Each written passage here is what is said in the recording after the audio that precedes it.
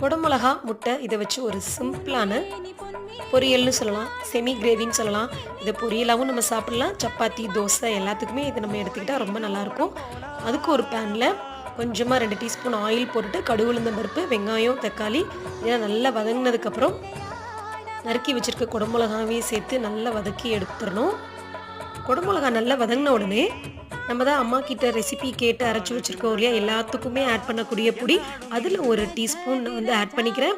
இந்த பொடி வந்து நம்ம குருமா, பொரியல், சாம்பார், மட்டன் குழம்பு எல்லாத்துக்குமே ஆட் பண்ணலான்னு ஆல்ரெடி நான் சொல்லியிருக்கேன்.